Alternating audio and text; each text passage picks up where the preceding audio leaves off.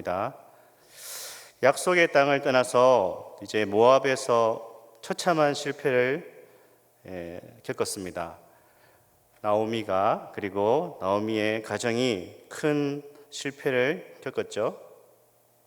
흉년이 너무나 힘들어서 고향을 떠나서 이방 나라 모압에 피난 갔지만 10년 동안 행복한 인생을 산 것이 아니라 정말 그야말로 처참한 인생을 살았습니다. 10년여간 남편을 잃게 되고 또 생떼 같은 두 아들을 먼저 보내야 되는 이 나오미의 참 처참한 인생의 고통, 실패를 우리는 1장 전반부에서 살펴봤습니다. 하지만 그런 나오미에게, 한 줄기 희망이 없었던 나오미에게 희망의 소식이 들려왔는데, 지난 시간 우리가 본 것처럼 여호와께서 자기 백성을 돌보셨다라고 하는 이 희망의 소식이 들려온 것입니다.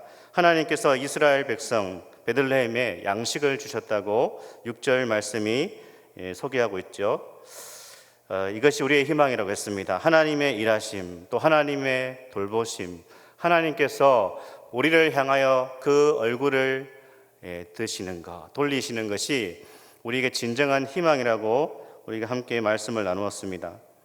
하나님은 언제나 자기 백성에게 우리가 다 이해할 수 없는 고난과 시련도 주시고 또 채찍도 하시지만, 그러나 하나님은 언제나 긍휼을 베푸시고 다시 우리를 회복시키시는 사랑과 긍휼이 풍성하신 하나님이십니다. 그래서 우리는 어떠한 상황에서도 절망할 필요가 없습니다. 물론 그 순간에는 너무나 고통스럽고 또 때로는 하나님이 원망스럽기도 하지만, 그러나 우리 하나님은 언제나 우리의 인생을 붙들고 계시고 당신의 선하신 계획을 펼치고 계시는 것이죠. 그래서 우리는 마음을 넓혀서 하나님 되심을 항상 바라봐야 되고, 정말 절망적인 순간이 찾아오더라도 그 하나님께 나아가면 주님께서 우리에게 소망과 또 은혜를 주시는 것입니다. 그래서 하나님은 사랑과 은혜가 풍성하신 분이십니다.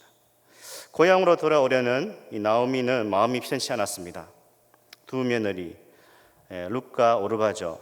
마음에 걸렸습니다. 더군다나 이제 한창 젊은 나이에 과부가 된 것이죠. 남편을 잃은 것입니다.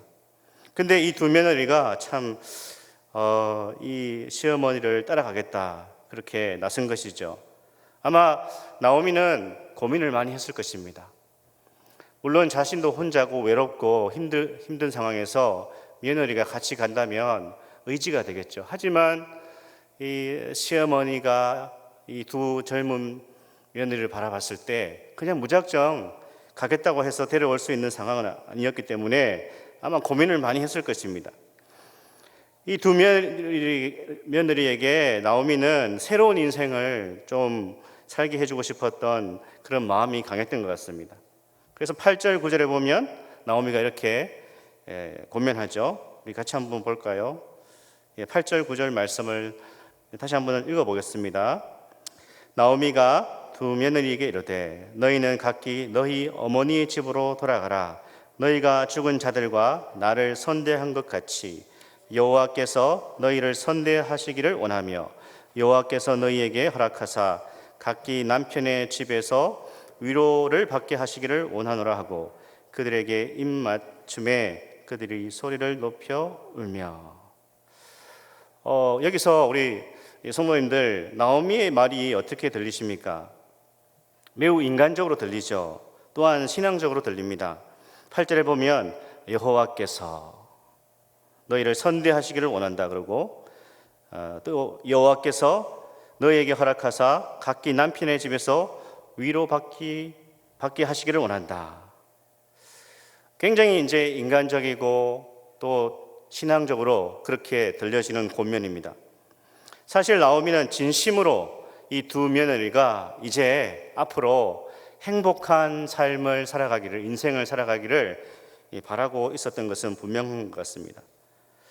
룻과 오르바가 충분히 그럴 만한 헌신을 했다고 이 나오미는 여겼죠. 여기 선대라고 하는 단어는 구약의 인애와 똑같은 단어입니다. 그러니까 룻과 오르바가 이 시집을 와가지고 시댁에 또는 시어머니에게 충분히 인애를 베풀었기 때문에 이제 하나님께서 너희 인생에게 인애, 선대를 하시기를 원한다, 이렇게 축복하는 것이죠.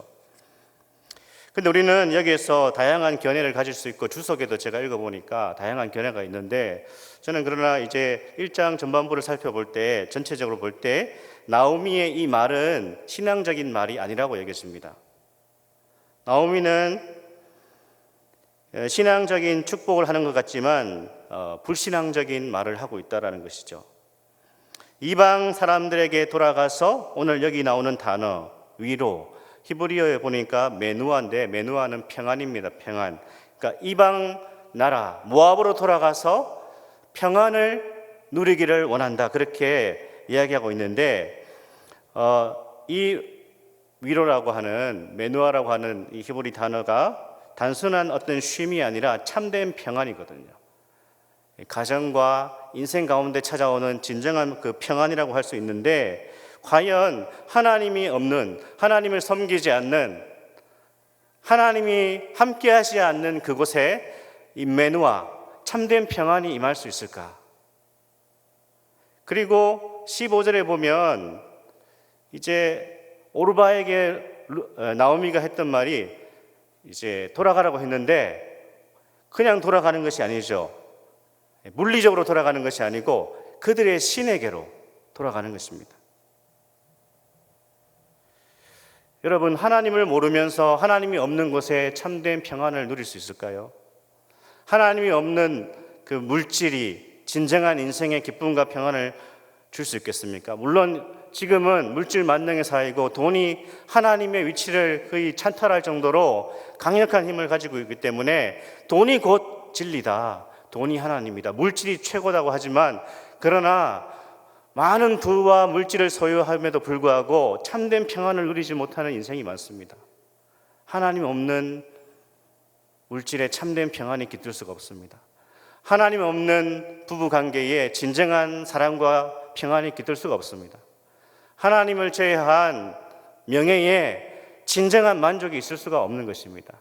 그러니까 오늘 인간적으로 굉장히 이 나오미의 말이 따뜻하고 인간적으로 들리지만 신앙적으로 봤을 때는 그렇게 신앙적이지 않다는 것입니다.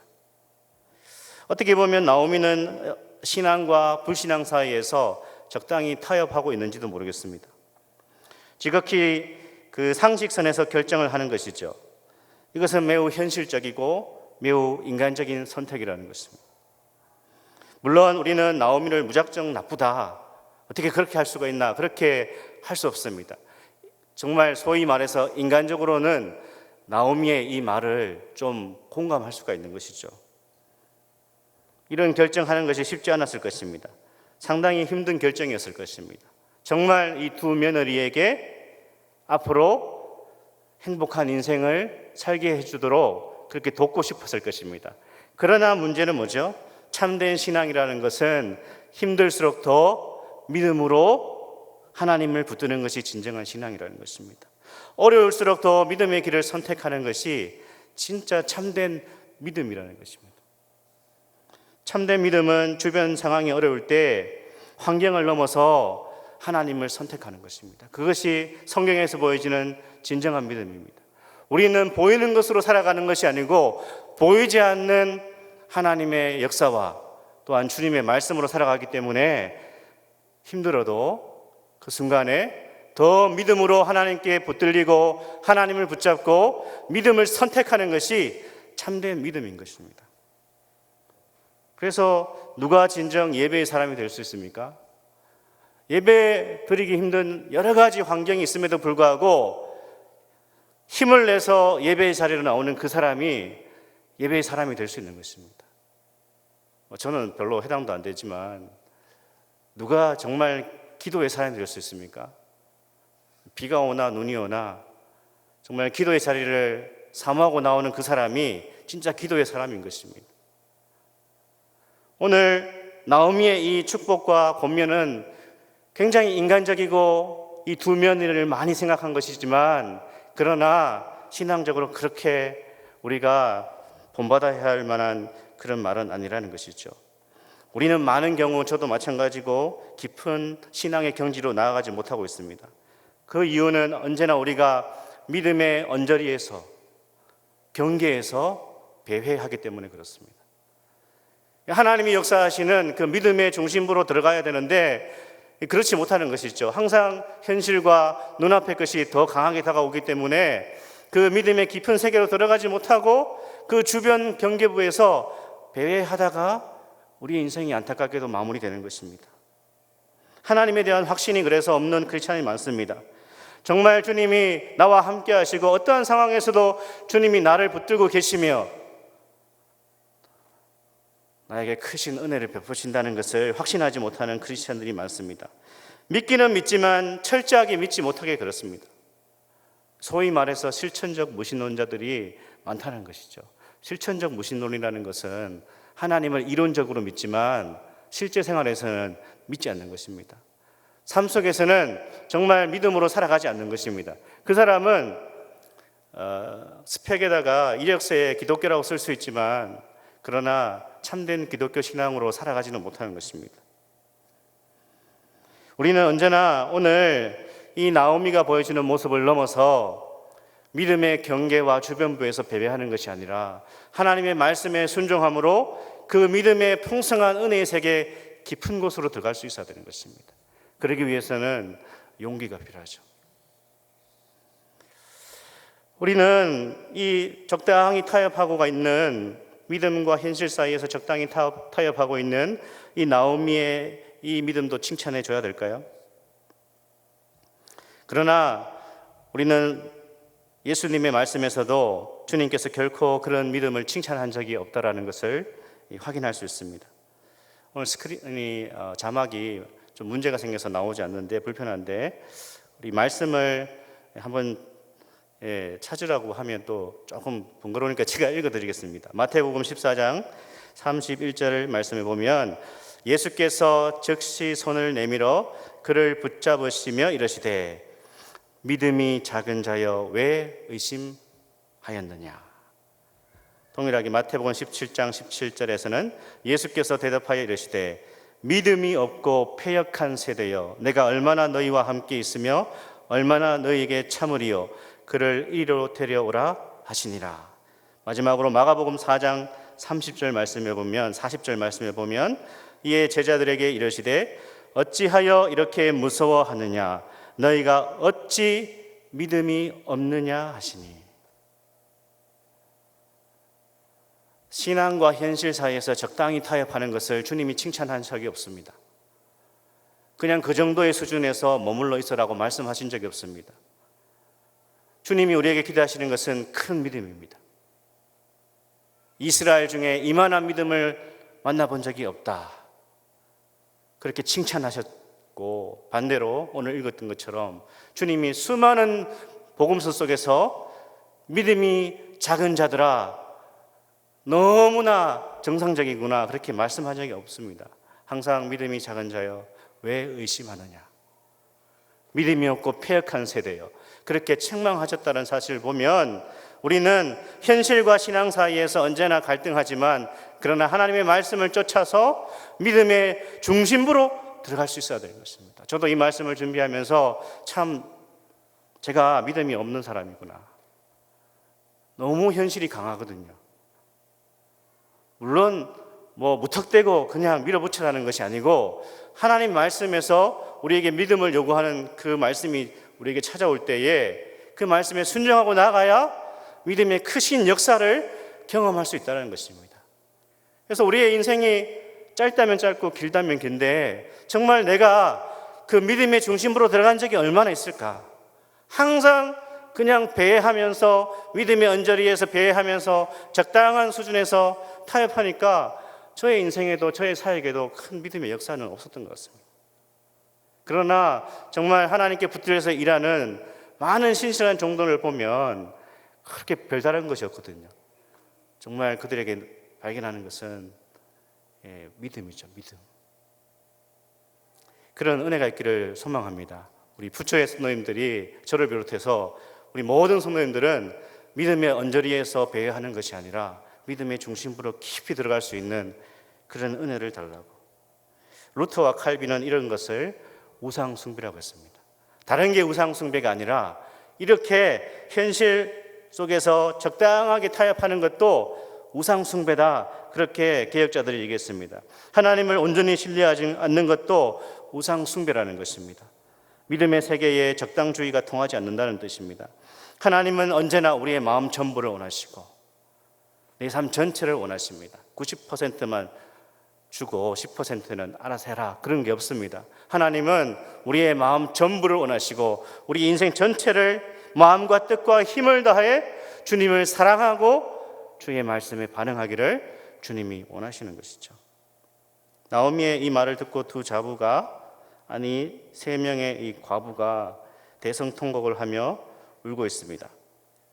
9절에 보면 참 가슴이 아픈 장면입니다.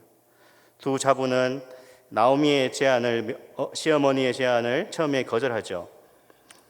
같이 따라 나서겠다고 10절에서 얘기하고 있습니다. 여기서 우리는 이 시어머니 나오미가 어떻게 며느리를 대했는지 짐작이 가는 거죠. 대체로는 따라가지 않는 거죠. 뭐 우스개 얘기지만 이제 며느리들이 가장 싫어하는 음식이 시금치다, 뭐 그런 얘기도 있고, 하여튼 시댁적으로는 별로 이렇게 뭐 그런 거 있습니다. 뭐 제가 며느리가 아니기 때문에 잘 모르겠지만 그 정도로 이제 부담스럽다는 것이죠. 근데 고대 사회의 스토리지만, 그러나 오늘 말씀에 보면 참 시어머니를 따라 나서겠다고 하는 두 젊은 며느리를 봤을 때에 이 며느리들도 대단하지만 이 시어머니가 어떻게 했으면 이렇게 두 며느리가 끝까지 가겠다, 참 놀랍습니다. 이렇게만 되어도 오늘날 이 고부 갈등이라는 것은 거의 사라지지 않을까. 아무튼 그렇습니다. 나오미는 다시 두 며느리를 설득하죠. 이제 더 강력하게 설득합니다. 더 이상 이 가문에서 자손을 이을 가능성이 없다라는 것을 얘기해 주면서 돌아가라고 권면하는 장면이 11절에서 13절까지 나오고 있습니다. 왜냐하면 사실 고대 사회에서 남편과 아들이 없다라는 것은 그 여성에게는 사형 선고나 마찬가지인 것이죠. 어떤 보호받을 수 있는 길도 없고 경제적으로도 완전히 그냥 처참해지는 것이 고대 사회에서 과부가 되는 것이고 또 아들이 없는 것입니다. 그만큼 비참한 것입니다. 그래서 사실 나오미는 계속 돌아가라고 권면하고 있는 것입니다. 이제 오르바는 시어머니의 말을 따라서 자기 고향 모압으로 돌아갑니다. 시어머니의 말처럼 어두운 미래를 현실적으로 이겨낼 자신이 없었던 것입니다. 그러나 오르바는 말씀드린 것처럼 단순히 지리적으로, 물리적으로 고향으로 돌아간 것이 아니라 모압의 신 그모스에게로 돌아간 것입니다. 그녀는 중요한 선택의 길에서 하나님이 아닌 세상을 따라간 것입니다. 사도 바울은 신약성경 디모데후서 4장 10절에서 대만은 이 세상을 사랑하여 나를 버리고 데살로니가로 갔다, 그렇게 기록하고 있습니다. 그런데 오늘 룻은 끝까지 나오미를 따르기로 결심하고 있습니다. 14절 말씀을 우리 같이 한번 읽어보겠습니다. 14절 말씀. 그들이 소리를 높여 다시 울더니 오르바는 그의 시어머니에게 입맞추되 룻은 그를 붙쫓았더라. 어려운 단어죠. 붙쫓았더라. 다바크라고 하는 히브리어인데요, 찰싹 달라붙다, 꽉 이렇게 붙잡다, 매달리다, 그런 뜻입니다. 아이들이 막 때를 쓰면서 이걸 요구할 때, 뭔가를 요구할 때 매달리는 것처럼 찰싹 달라붙는 것이 이 붙잡다라는 말입니다. 히브리어 문장의 순서는 동사, 주어, 목적어인데 오늘 이 문장에서는 주어, 동사, 목적으로 표현되어 있습니다. 그러니까 주어, 룻의 행위를 강조하는 것이죠. 강한 의지, 룻이 정말 나오미, 시어머니를 따르겠다라는 강력한 의지를 지금 보여주고 있는 것입니다. 이 지점이 우리는 매우 중요하다는 것을 알 수 있습니다. 영원한 운명이 갈라지는 순간이 이 순간입니다. 룻은 상식이나 현실을 넘어서 지금 믿음으로 아주 중요한 선택을 하고 있습니다. 여기서 룻은 인간적으로 불쌍한 어머니를 그냥 돌보기 위해서 따라가는 것이 아닙니다. 지금 룻은 믿음의 백성 안으로 들어가고 있는 것입니다. 하나님의 구원 안으로 들어가고 있는 것입니다. 하나님의 언약 백성 안으로 들어가고 있는 것이며 믿음의 모험을 지금 하고 있습니다. 그 모험은 자신이 시어머니로부터 들었던 그 하나님에 대한 이야기를 듣고 지금 그 길을 선택하고 있는 것이죠.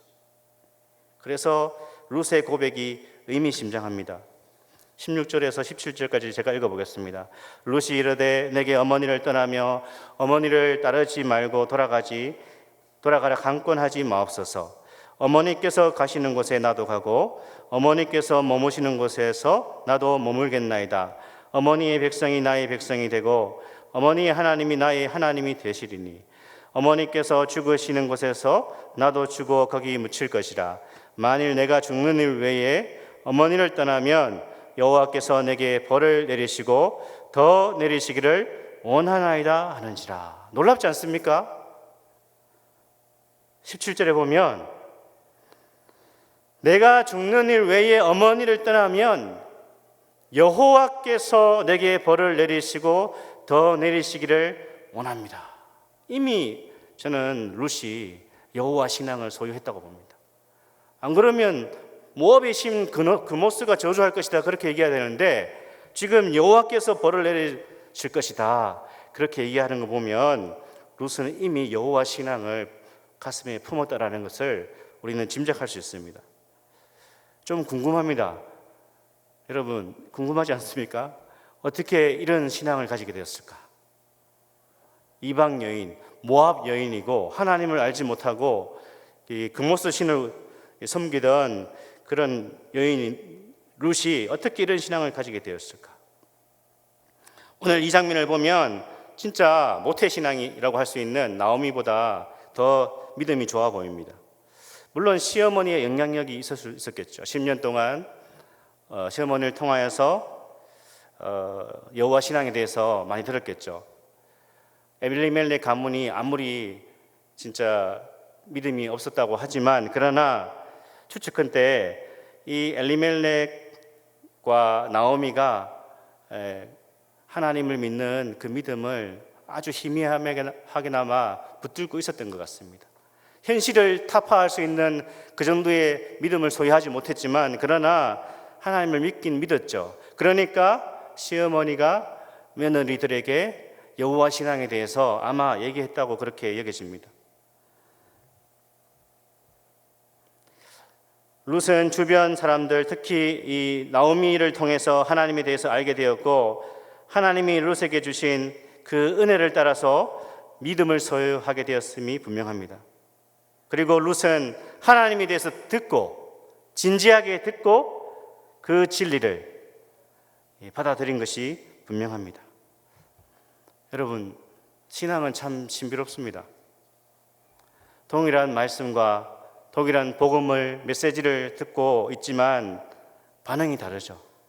어떤 사람은 그 복음과 그 말씀을 통하여서 믿음의 자리로 나오고 또 믿음으로 살아가기로 결단하고 반응하지만 동일한 자리에서 동일한 말씀을 듣지만 어떤 사람은 여전히 마음을 닫고 불신앙과 무관심, 거부 반응을 보입니다. 그래서 신앙은 참 신비로운 것입니다. 하나님의 역사도 신비롭고 또 하나님이 그 한 사람을 향해서 가지실 계획이 또 우리는 기대가 됩니다. 누가 믿음의 사람이 되고 누가 불신앙으로 떨어질지 잘 모릅니다. 나중된 자가 먼저 되고 먼저 된 자가 나중된다고 주님이 말씀하셨습니다. 우리는 두렵기도 하고 설레기도 합니다. 그래서 사람들에 대해서 일찍 우리가 어떤 결론을 내릴 수도 없고 포기해서도 안 되겠죠. 사실 저는 중3 때 교회를 처음 나가서 예수님 믿기 시작했지만 사실 저는 교회 나간 동기도 굉장히 불손하고 제가 이렇게 목사가 되리라고는 그 당시 저희 모교회에서 아무도 예상하지 못했습니다. 하여튼 정말 그래서 제가 주일학교를 하다 보면 애들 정말 답답한 애들이 있지만 또 저를 생각해 보면 하나님이 어떻게 이 아이들을 쓰실까 기대가 되고 또 교육자들도 만나보면 굉장히 이렇게 모범적으로 자라서 교육자가 된 분들도 많지만 대체로 보면 저 사람이 목사가? 이런 교육자들이 많더라고요. 하나님이 어떻게 일하시고 어떻게 쓰실지는 사실 모르죠. 신앙은 신비롭습니다. 물론 자신이 믿음으로 반응해야 되지만 하나님이 한 인생을 어떻게 인도하시고 이끌어 가실까? 또 교회도 그렇지 않습니까? 저도 이제 4년 정도 됐지만 돼가지만 우리 푸른창교회 역사를 봐도 그렇고 또 주변에 있는 많은 목회자들을 봐도 그렇고 저분은 굉장히 목회를 잘할 것 같은데 오히려 목회가 좀 이렇게 약하신 분도 있고 저분이 목회를 잘할까 이렇게 생각했는데 저하고 같이 사역했던 목사님 중에도 진짜 인간적으로 봤을 때는 예상을 뛰어넘는 그런 목회를 감당하시는 분도 있습니다. 사실 저는 좀 더 이렇게 잘할 줄 알았는데 그렇지 않은 것 같습니다. 아무튼 신앙이 신비롭습니다. 오늘 우리는 이 본문의 말씀을 통하여서 우리가 회복해야 될 신앙에 대해서 한번 생각해보고 말씀을 정리했으면 좋겠습니다. 그것은 바로 현실과 환경을 뛰어넘는 믿음입니다. 하나님의 말씀에 생사를 걸 수 있는 그 믿음의 용기. 에스더가 보여주는 것처럼 죽으면 죽으리라. 말씀드린 것처럼 믿음의 언저리에서만 방황하고 배회하는 것이 아니라 믿음의 깊은 세계로 들어갈 수 있는 그 믿음의 결단과 선택과 용기를 주님 저에게 주십시오. 얕은 해변에서 물장구 쳐서 바다라는 것은 다 이런 것이구나 라는 것이 아니라 바다의 깊은 세계로 들어가면 그 바다 시면에 있는 놀라운 장면들을 우리가 경험하지 않습니까? 여러분 믿음의 확신이 있으십니까? 하나님의 말씀을 따라갈 때에 망하지 않고 주님이 끝까지 우리를 지켜주신다는 그런 확신이 저와 여러분에게 있습니까? 정말 있습니까? 그리스도의 부활이 나의 부활이 될 것을 믿으십니까? 여러분은 죽음이 정말 두렵지 않습니까? 문제는 살아있을 때에 이 부활에 대한 확신과 믿음에 대한 확신이 없으면 죽는 순간에도 그 확신이 생기지 않는다고 생각합니다. 갑자기 생길까요? 부활에 대한 믿음도 없고 부활에 대한 확신도 없고 죽음을 극복할 수 있는 그 믿음의 힘이 없는데 내가 내일 죽는데 오늘 갑자기 그 신앙이 생길까요? 그러나 지금 여기서 믿음의 확신을 가지고 부활의 확신을 가진다면 주님의 말씀에 대한 확신을 우리가 더 깊이 가진다면 죽음의 순간에도 우리는 평안을 맛볼 것입니다. 왜냐하면 눈을 떴을 때 우리 앞에 놀라운 천국이 펼쳐질 것이라는 것을 믿기 때문에 죽는 순간에도 우리는 평안을 누릴 것입니다. 그래서 저와 여러분이 내가 정말 아파서 죽기 일보 직전에 큰 믿음을 가지겠다, 그때 결단하겠다 그러는 것이 아니라 매 순간 예배 시간에 들려오는 또 말씀을 읽고 묵상하는 가운데 그 말씀이 나의 말씀이 되고 그 말씀에 내가 믿음의 용기로 나아갈 수 있는 그런 은혜를 주십시오. 나오미와 같이 다시 베들레헴 하나님께로 돌아갈 수 있는 그런 은혜가 매 순간 저와 여러분에게 필요한 것입니다. 매 예배 시간 말씀을 들을 때 우리는 주님께로 돌아가야 되고 말씀으로 돌아가야 되고 또 개인적으로 말씀을 읽고 들을 때도 주님, 저의 마음과 심령과 삶이 다시 주님께로 돌이키기를 원합니다. 그런 은혜를 주십시오. 룻과 같이 때로는 사생 결단으로 필사의 각오로 주여 정말 제가 하나님이 살아계시고 나와 함께 하시고 절대로 나를 버리지 않으시는 하나님이십니다. 이것을 제가 강하게 체험하고 천국에서 주님을 만나 뵐 때 주님이 기뻐하시고 칭찬하시는 그런 믿음의 생애를 살아갈 수 있도록 그런 은혜를 주십시오. 그렇게 날마다 간구하는 그런 은혜, 그런 큰 믿음의 역사들이 저와 우리 성도님들 가운데 충만하기를 소망합니다. 이 시간 찬양 하나 같이 드리고 기도하겠습니다. 괴로울 때 주님의 얼굴 보라. 다 아시는 찬양인데 우리 같이 올려드리겠습니다. 괴로울 때 주님의 얼굴을